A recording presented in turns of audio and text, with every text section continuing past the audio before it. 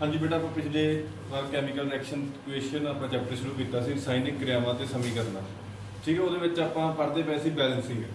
Balancing ਦੇ ਵਿੱਚ ਆਪਾਂ ਦੋ ਤਰ੍ਹਾਂ ਦੀਆਂ ਇਕੁਏਸ਼ਨਸ ਪੜ੍ਹੀਆਂ ਸੀ, ਵਰਡ ਇਕੁਏਸ਼ਨਸ ਤੇ ਕੈਮੀਕਲ ਇਕੁਏਸ਼ਨਸ। ਹੁਣ ਆਪਾਂ ਨੂੰ ਐਕਸਰਸਾਈਜ਼ ਦੇ ਵਿੱਚ ਕੁਐਸਚਨ ਦਿੱਤੇ ਹੋਏ ਆ, ਵਰਡ ਇਕੁਏਸ਼ਨ ਦਿੱਤੀ ਹੋਈ ਹੈ, ਇਹਨੂੰ ਆਪਾਂ ਕੈਮੀਕਲ ਇਕੁਏਸ਼ਨ ਦੇ ਵਿੱਚ ਚੇਂਜ ਕਰਨਾ। ਤਾਂ ਇਹਨੂੰ ਕਿਵੇਂ ਚੇਂਜ ਕਰਨਾ? ਹਾਈਡਰੋਜਨ ਕਿਉਂਕਿ ਮੋਲੀਕੂਲਰ ਫਾਰਮ ਦੇ ਵਿੱਚ ਐਗਜ਼ਿਸਟ ਕਰਦਾ ਤੇ ਇਹਦਾ ਫਾਰਮੂਲਾ ਕੀ ਹੁੰਦਾ? H2। क्लोरीन का फार्मूला Cl2।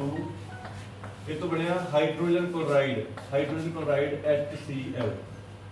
हम देखो ये बैलेंस्ड केमिकल इक्वेशन है, हाइड्रोजन कितने हैं? 2, क्लोरीन कितने हैं? 2, पर इधर तो एक ही है तो आप अगे लगा देंगे 2HCl। ठीक है, उस तो बाद अगली वर्ड इक्वेशन दी हुई है barium chloride plus aluminium sulphate gives barium sulphate plus aluminium chloride. ਇਹਦੀ ਇਕੁਏਸ਼ਨ ਆਪਾਂ ਕਿਵੇਂ ਲਿਖਣੀ ਆ? Barium chloride BaCl2 plus aluminium sulphate ਦਾ formula Al2SO4 3 times plus barium sulphate Ba gives barium sulphate BaSO4 plus aluminium chloride का formula AlCl3। ਹੁਣ ਇਹ ਦੇਖੋ ਬੈਲੈਂਸਡ Ba ਦੇਖੋ ਕਿੰਨੇ ਇੱਧਰ ਇੱਕ, ਇੱਧਰ ਵੀ ਇੱਕ, ਕਲੋਰੀਨ ਕਿੰਨੇ ਆ? 2, ਇੱਧਰ ਕਿੰਨੇ ਆ? 3, ਇੱਧਰ ਐਲੂਮੀਨੀਅਮ ਕਿੰਨੇ ਆ? 2। ਤਾਂ ਐਲੂਮੀਨੀਅਮ 2 ਕਰਨ ਵਾਸਤੇ ਆਪਾਂ ਨੂੰ ਇੱਥੇ ਕੀ ਲਗਾਉਣਾ ਪਊਗਾ? 2। ਹੁਣ ਐਲੂਮੀਨੀਅਮ ਕਿੰਨੇ ਹੋ ਗਏ? ਇੱਧਰ 2, ਕਲੋਰੀਨ ਕਿੰਨੇ ਹੋ ਗਏ? 6। ਇੱਧਰ ਕਲੋਰੀਨ 6 ਕਰਨ ਵਾਸਤੇ ਇੱਥੇ ਕੀ ਲਾਉਣਾ ਪਊਗਾ? 3। ਹੁਣ ਦੇਖੋ ਇੱਧਰ ਐਲੂਮੀਨੀਅਮ 2, ਇੱਧਰ ਐਲੂਮੀਨੀਅਮ 2, ਕਲੋਰੀਨ ਇੱਧਰ 3, इधर भी क्लोरीन इधर 6 हो गए, इधर भी 6 हो गए। बेरियम देखो, बेरियम इधर 3 है, इतने भी आप 3 ला देंगे। SO4 10 सी, इतने भी SO4 10 हो गए। ये होगी बैलेंस्ड केमिकल इक्वेशन। ठीक है, दोनों इक्वेशन समझ लग गई। उस तो बाद नैक्सट अपने को हैगी यार एक क्वेश्चन लिखे हुए solution of barium chloride and sodium sulphate in water react to give. देखो इस देखना पर कौन कौन रिएक्ट कर रहे हैं? Barium chloride and sodium sulphate. Barium chloride का फार्मूला ਆਪਾਂ ਹੁਣੇ ਲਿਖਿਆ, barium chloride BaCl2 and sodium sulphate Na2SO4 react to give insoluble barium sulphate plus and the solution of sodium chloride NaCl। ਹੁਣ ਇਹ ਚ ਦੇਖੋ solution of barium chloride and sodium sulphate in water. ਜੇ water ਵਿੱਚ ਤਾਂ ਆਪਾਂ ਇਹਦੇ ਨਾਲ ਕੀ ਲਿਖ ਦਾਂਗੇ? ਐਕੁਅਸ। ਇਹਦੇ ਨਾਲ ਵੀ ਲਿਖ ਦਾਂਗੇ ਐਕੁਅਸ। ਬੇਰੀਅਮ ਸਲਫੇਟ ਇਨਸੋਲੂਬਲ ਆ, ਇਹ ਹੋ ਗਿਆ ਸੋਲਿਡ ਸਟੇਟ ਦੇ ਵਿੱਚ, S ਲਿਖ ਦਾਂਗੇ। ਸੋਡੀਅਮ ਕਲੋਰਾਈਡ ਨਾਲ L ਲਿਖ ਦਾਂਗੇ ਲਿਕੁਇਡ ਫਾਰਮ ਦੇ ਵਿੱਚ। अब केमिकल रिएक्शन ਦੇ ਵਿੱਚ ਆਪਾਂ ਪੜ੍ਹਨਾ ਜਿਹੜੀਆਂ ਕੈਮੀਕਲ ਰਿਐਕਸ਼ਨਸ ਆ ਕਦੋਂ ਹੁੰਦੀਆਂ? ਇਹਦੇ ਵਿੱਚ ਪੁਰਾਣੇ ਬੌਂਡਸ ਆ ਜਿਹੜੇ ਉਹ ਟੁੱਟਦੇ ਜਾਂਦੇ ਆ ਤੇ ਨਵੇਂ ਬੌਂਡ ਬਣਦੇ ਰਹਿੰਦੇ ਆ। ਇਹ ਬਹੁਤ ਤਰ੍ਹਾਂ ਦੀਆਂ ਹੁੰਦੀਆਂ। ਇਹਨਾਂ ਵਿੱਚ ਆਪਾਂ ਜਿਹੜੀਆਂ ਪੜ੍ਹਨੀਆਂ, ਸਭ ਤੋਂ ਪਹਿਲੀ ਰਿਐਕਸ਼ਨ ਹੈਗੀ ਆ ਕੰਬੀਨੇਸ਼ਨ ਰਿਐਕਸ਼ਨ। ਇਹਨੂੰ ਆਪਾਂ ਪੰਜਾਬੀ ਵਿੱਚ ਕਹਿੰਦੇ ਆ ਸੰਯੋਜਨ ਕਿਰਿਆ।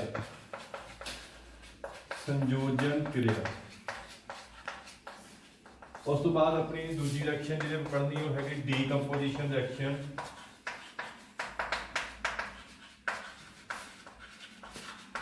इनू कहने आपां अपघटन क्रिया।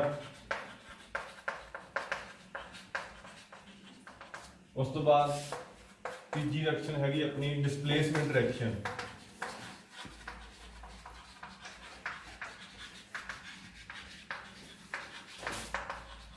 इनू विस्थापन क्रिया कहते हैं।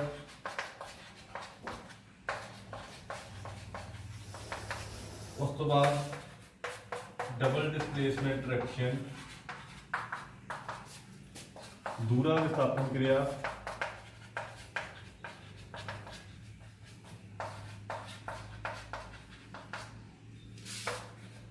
ऑक्सीडेशन, ऑक्सीकरण क्रिया।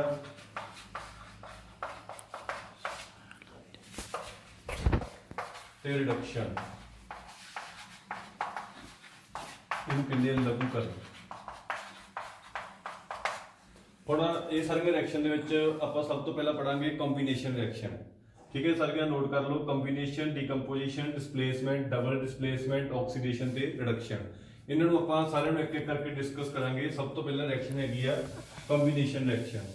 कंबीनेशन रिएक्शन दे विच की हुंदा, जदों दो या दो तो वध सबसटेंस मिल के जो रिएक्ट करते हैं उस जो उन्होंने रिजल्ट एक ही आए, ठीक है, जो उन्होंने प्रोडक्ट है उन्होंने एक बने, मतलब जो दो या दो तो वध रिएक्टेंट आपस में रिएक्ट करके एक ही प्रोडक्ट बनाउण तां उहनूं आपां कहने आ कंबीनेशन रिएक्शन या संयोजन क्रिया।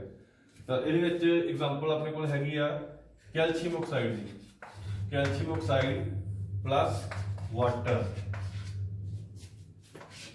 It gives calcium hydroxide. Calcium oxide quicklime, इसका कॉमन नेम है क्विकलाइन, जिन्होंने पंजाबी में कहते हैं अणबुझिया चूना।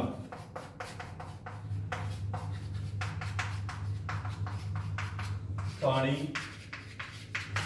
कैल्शियम हाइड्रोक्साइड स्लेक्ट लाइन,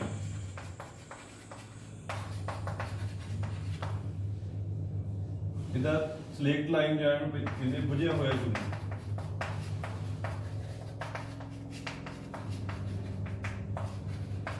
ਹੁਣ ਇਸ ਰਿਐਕਸ਼ਨ ਦੇ ਵਿੱਚ ਵੇਖੋ ਕੈਲਸ਼ੀਅਮ ਆਕਸਾਈਡ ਤੇ ਵਾਟਰ ਦੋ ਸਬਸਟੈਂਸ ਸੀ, ਇਹਨਾਂ ਦੋਵਾਂ ਨੇ ਰਿਐਕਟ ਕਰਕੇ ਇੱਕ ਹੀ ਸਬਸਟੈਂਸ ਬਣਾ ਲਿਆ ਕੈਲਸ਼ੀਅਮ ਹਾਈਡਰੋਕਸਾਈਡ। ਤੇ ਕੈਲਸ਼ੀਅਮ ਹਾਈਡਰੋਕਸਾਈਡ ਕੰਬੀਨੇਸ਼ਨ ਰਿਐਕਸ਼ਨ ਦੇ ਵਿੱਚ ਕੀ ਹੁੰਦਾ, ਆਪਾਂ ਡੈਫੀਨੇਸ਼ਨ ਕੀ ਗਈ ਆ ਕਿ ਦੋ ਜਾਂ ਦੋ ਤੋਂ ਵੱਧ ਸਬਸਟੈਂਸ ਜੋ ਰਿਐਕਟ ਕਰਕੇ ਇੱਕ ਹੀ ਸਬਸਟੈਂਸ ਬਣਾ ਲੈਣ ਤਾਂ ਉਹਨੂੰ ਆਪਾਂ ਕਹਿੰਦੇ ਆ ਕੰਬੀਨੇਸ਼ਨ ਰਿਐਕਸ਼ਨ। ਠੀਕ ਹੈ, ਇਹਦੇ ਵਿੱਚ ਜਿਹੜਾ ਕੈਲਸ਼ੀਅਮ ਹਾਈਡਰੋਕਸਾਈਡ ਬਣਿਆ CaOH2, ਇਹਦਾ ਜਿਹੜਾ ਸੋਲੂਸ਼ਨ ਆ ਇਹ वाइट वाशिंग कली करने वास्ते वरता जाता है। ठीक है, कली करने वास्ते कैल्शियम हाइड्रोक्साइड वरता जाता। ਇਹਦੇ ਵਿੱਚ कैल्शियम हाइड्रोक्साइड रिएक्ट कर जाता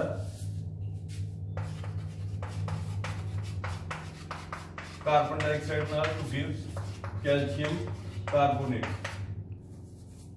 जो कैल्शियम कार्बोनेट प्लस वाटर, इस रिएक्शन दे विच जिहड़ी वाइट वाशिंग दे विच यूज हुंदी है। जदों आपां कैल्शियम हाइड्रोक्साइड दा जिहड़ा सोल्यूशन है इहनूं वाल दे उत्ते जां कंध दे उत्ते इहदी मतलब इहनूं पेंट करदे इहदे नाल, तां इहदे नाल कैल्शियम कार्बोनेट बन जांदा। ठीक है, इहदा मतलब जदों कली सुक जांदी है कैल्शियम कार्बोनेट बन जांदा। कैल्शियम कार्बोनेट मार्बल का फार्मूला भी हुंदा, कैल्शियम कार्बोनेट नाल कंध ते पूरी शाइनिंग आ जांदी है। जिवें जिवें 2-3 दिन बाद पूरी तरह कार्बन डाइऑक्साइड रिएक्ट कर जाऊगी तो कैल्शियम कार्बोनेट बन जाऊगी। ठीक है, ये मतलब कॉम्बीनेशन रिएक्शन दे विच आपां अग्गों पढ़िया वाइट वाशिंग वास्ते किहनूं यूज किया जाता तो हैगा कैल्शियम हाइड्रोक्साइड। इहदे विच आपां होर भी रिएक्शनस पढ़ सकते हैं, जिवें carbon plus oxygen, it gives carbon dioxide. ठीक है, कार्बन ते ऑक्सीजन जो आपस में रिएक्ट करते हैं तो कार्बन डाइऑक्साइड बनती है। जिहड़ी ये रिएक्शन आ ਇਹਦੇ ਵਿੱਚ ਨਾਲ ਦੀ ਨਾਲ ਹੀਟ ਪ੍ਰੋਡਿਊਸ ਹੁੰਦੀ ਹੈ, ਤਾਪ ਪੈਦਾ ਹੁੰਦਾ। ਇਹੋ ਜੀ ਰਿਐਕਸ਼ਨ ਜਿਹਦੇ ਵਿੱਚ ਜਦੋਂ ਕੋਈ ਸਬਸਟੈਂਸ ਰਿਐਕਟ ਕਰੇ ਤੇ ਨਾਲ ਦੀ ਨਾਲ ਹੀਟ ਵੀ ਪ੍ਰੋਡਿਊਸ ਹੋਵੇ, ਉਸ ਰਿਐਕਸ਼ਨ ਨੂੰ ਆਪਾਂ ਕਹਿੰਦੇ ਆ ਐਕਸੋਥਰਮਿਕ ਰਿਐਕਸ਼ਨ। ਐਕਸੋਥਰਮਿਕ ਰਿਐਕਸ਼ਨ ਇਹਨੂੰ ਪੰਜਾਬੀ ਵਿੱਚ ਆਪਾਂ ਕਹਿੰਦੇ ਆ ਤਾਪ ਨਿਕਾਸੀ ਕਿਰਿਆ। बहुत सारिया रिएक्शनस आप डेली लाइफ के पढ़ते हैं जिहड़ियां ताप निकासी क्रिया होंदियां। इस तरह जिवें आपां घरे फ्यूल वरतते हैं मिथेन CH4 प्लस ऑक्सीजन। जो मिथेन ऑक्सीजन रिएक्ट करता तो ये जी कार्बन डाइऑक्साइड प्रोड्यूस होंदी है प्लस हीट। ठीक है, इस तरह की रिएक्शनस जिन्हां विच कार्बन डाइऑक्साइड के नाल हीट भी प्रोड्यूस हुई है, मतलब कोई भी रिएक्शन जिन्हां विच हीट प्रोड्यूस होवे उन्होंने आप कहने एक्सोथर्मिक रिएक्शन। दोवें एग्जाम्पल एक्सोथर्मिक रिएक्शन दियां। इस तो बाद एक अपने क्वेश्चन 10वीं क्लास के इंपॉर्टेंट क्वेश्चन है 10th क्लास का कि जी रेस्पिरेशन प्रोसैस अपनी बॉडी के रेस्पिरेशन रिएक्शन होंदी है, साह क्रिया जी होंदी है, वो ताप निकासी क्रिया किवें है।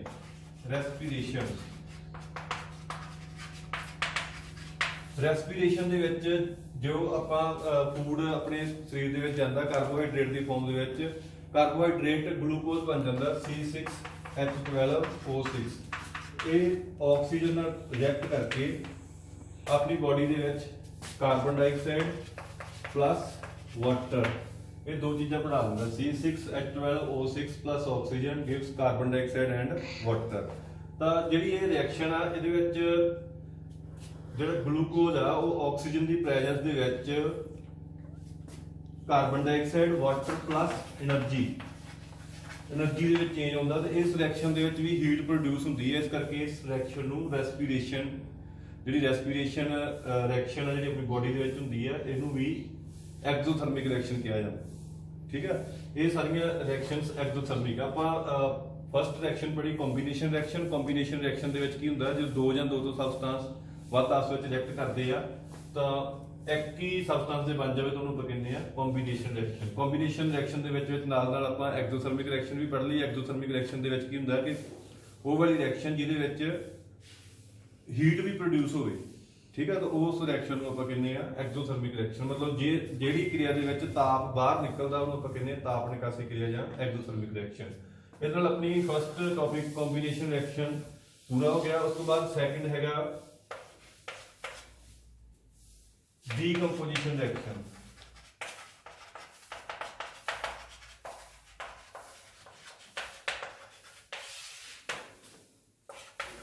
अपघटन क्रिया।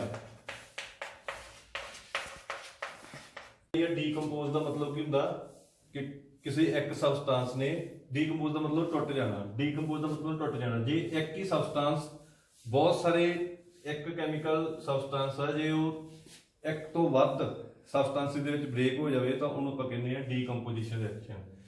फॉर एग्जांपल जो फेरस सल्फेट FeSO4 सॉलिड इहनूं आपां हीट करते हैं कुछ टाइम वास्ते। इहदा पहला कलर हुंदा ग्रीन। जो आपां इहनूं गर्म करते हैं कुछ टाइम वास्ते तो इस तो बन जाता ferric oxide Fe2O3 plus sulphur dioxide gas plus SO3 gas. Fe2O3 इहदा कलर जिहड़ा रेडिश ब्राउन हुंदा। ठीक है, हुण देखो एक ही रिएक्शन तो फेरस सल्फेट सी जरूर असीं टेस्ट ट्यूब दे विच पा के हीट कीता तां ये पहला ग्रीन सीगा इहदा कलर, बाद च ब्रेक हो गया किहदे विच Fe2O3 plus SO2 plus SO3। ਇਹਦੇ ਵਿੱਚ ਦੋ ਗੈਸਿਸ ਪ੍ਰੋਡਕਟ ਇੱਕ ਸੋਲਿਡ ਪ੍ਰੋਡਕਟ ਬਣ ਗਿਆ। ਉਹਦਾ ਕਲਰ ਕਿਹੜਾ ਹੋ ਗਿਆ ਰੈਡਿਸ਼ ਬਰਾਊਨ। ਇਹਦੇ ਵਿੱਚ ਇੱਕ ਸਬਸਟੈਂਸ ਇੱਕ ਤੋਂ ਵੱਧ ਮਤਲਬ ਪਦਾਰਥਾਂ ਦੇ ਵਿੱਚ ਟੁੱਟ ਗਿਆ ਤਾਂ ਇਹਨੂੰ ਆਪਾਂ ਕਹਿੰਦੇ ਆ ਡੀਕੰਪੋਜੀਸ਼ਨ ਰਿਐਕਸ਼ਨ ਜਾਂ ਅਪਘਟਨ ਕਿਰਿਆ। ਅਪਘਟਨ ਕਿਰਿਆ ਬਹੁਤ ਤਰ੍ਹਾਂ ਦੀ ਹੋ ਸਕਦੀ ਆ। ਜੇ ਆਪਾਂ ਕਿਸੇ ਸਬਸਟੈਂਸ ਨੂੰ ਹੀਟ ਕਰਕੇ in the presence of heat मतलब किसी सबसटेंस ਨੂੰ ਆਪਾਂ ਗਰਮ ਕਰਦੇ ਆ ਤਾਂ ਫਿਰ ਉਹ ਦੋ ਜਾਂ ਦੋ ਤੋਂ ਵੱਧ ਸਬਸਟੈਂਸਿਸ ਦੇ ਵਿੱਚ ਬ੍ਰੇਕ ਹੁੰਦਾ ਤਾਂ ਉਸ ਰਿਐਕਸ਼ਨ ਨੂੰ ਆਪਾਂ ਕਹਿੰਦੇ ਆ ਥਰਮਲ ਡੀਕੰਪੋਜੀਸ਼ਨ ਰਿਐਕਸ਼ਨ। ਠੀਕ ਹੈ, ਉਸ ਰਿਐਕਸ਼ਨ ਨੂੰ ਆਪਾਂ ਕਹਿੰਦੇ ਆ ਥਰਮਲ ਡੀਕੰਪੋਜੀਸ਼ਨ ਰਿਐਕਸ਼ਨ। ਇਹਦੀਆਂ ਦੇਖੋ ਟਾਈਪਸ ਆ ਡੀਕੰਪੋਜੀਸ਼ਨ ਰਿਐਕਸ਼ਨ ਦੀਆਂ। ਥਰਮਲ ਡੀਕੰਪੋਜੀਸ਼ਨ ਰਿਐਕਸ਼ਨ ਜੇ ਕੋਈ ਸਬਸਟੈਂਸ ਇਲੈਕਟ੍ਰਿਸਿਟੀ ਦੀ ਪ੍ਰੈਜ਼ੈਂਸ ਦੇ ਵਿੱਚ ब्रेक ਹੁੰਦਾ ਤਾਂ ਉਹਨੂੰ ਆਪਾਂ ਕਹਿੰਦੇ ਆ ਇਲੈਕਟ੍ਰੋਲਿਸਿਸ। ਠੀਕ ਹੈ, ਇਸੇ ਤਰ੍ਹਾਂ ਜੇ ਕੋਈ ਸਬਸਟੈਂਸ ਲਾਈਟ ਦੀ ਪ੍ਰੈਜ਼ੈਂਸ ਦੇ ਵਿੱਚ ਉਹਦੀ ਡੀਕੰਪੋਜੀਸ਼ਨ ਹੋ ਜਾਂਦੀ ਤਾਂ ਉਹਨੂੰ ਆਪਾਂ ਕਹਿੰਦੇ ਆ ਫੋਟੋ ਡੀਕੰਪੋਜੀਸ਼ਨ। ਠੀਕ ਹੈ, ਹੁਣ ਆਪਾਂ ਇਹਦੇ ਵਿੱਚ ਆਪਾਂ ਮੇਨ ਆਪਣਾ ਹੈਡਿੰਗ ਕੀ ਹੈ ਡੀਕੰਪੋਜੀਸ਼ਨ ਰਿਐਕਸ਼ਨ। ਡੀਕੰਪੋਜੀਸ਼ਨ ਰਿਐਕਸ਼ਨ ਦਾ ਮਤਲਬ ਕੀ ਹੁੰਦਾ ਕਿ ਜਦੋਂ ਦੋ ਜਾਂ ਇੱਕ ਸਬਸਟੈਂਸ ਟੁੱਟ ਕੇ ਬਹੁਤ ਸਾਰੇ ਸਬਸਟੈਂਸ ਬਣਾ ਲਵੇ ਤਾਂ ਉਹਨੂੰ ਆਪਾਂ ਕਹਿੰਦੇ ਆ ਡੀਕੰਪੋਜੀਸ਼ਨ ਰਿਐਕਸ਼ਨ। ਡੀਕੰਪੋਜੀਸ਼ਨ ਰਿਐਕਸ਼ਨ ਦੀਆਂ ਕੋਈ ਟਾਈਪਸ ਆ। ਥਰਮਲ ਡੀਕੰਪੋਜੀਸ਼ਨ ਦਾ ਮਤਲਬ ਜੇ ਕੋਈ ਸਬਸਟੈਂਸ ਹੀਟ ਦੀ ਪ੍ਰੈਜ਼ੈਂਸ ਦੇ ਵਿੱਚ ਬ੍ਰੇਕ ਹੁੰਦਾ ਥਰਮਲ ਡੀਕੰਪੋਜੀਸ਼ਨ। ਜੇ ਇਲੈਕਟ੍ਰਿਸਿਟੀ ਦੀ ਪ੍ਰੈਜ਼ੈਂਸ ਦੇ ਵਿੱਚ ਬ੍ਰੇਕ ਹੁੰਦਾ ਤਾਂ ਇਲੈਕਟ੍ਰੋਲਿਸਿਸ। ਜੇ ਪ੍ਰਕਾਸ਼ ਜਾਂ ਲਾਈਟ ਦੀ ਪ੍ਰੈਜ਼ੈਂਸ ਦੇ ਵਿੱਚ ਜੇ ਕੋਈ ਡੀਕੰਪੋਜ਼ ਹੁੰਦਾ ਤਾਂ ਉਹਨੂੰ ਆਪਾਂ ਕਹਿੰਦੇ ਆ ਫੋਟੋ ਡੀਕੰਪੋਜੀਸ਼ਨ। ਠੀਕ ਹੈ, ਇਹ ਜਿਹੜੀਆਂ ਰਿਐਕਸ਼ਨ ਆ ਇਹਨਾਂ ਦੀ ਆਪਾਂ ਡਿਟੇਲ ਤਿੰਨਾਂ ਦੀ ਪੜਾਂਗੇ। ਉਹ ਆਪਾਂ ਅਗਲੀ ਵੀਡੀਓ ਦੇ ਵਿੱਚ ਪੜਾਂਗੇ। ਠੀਕ ਹੈ ਬੇਟਾ, ਥੈਂਕ ਯੂ।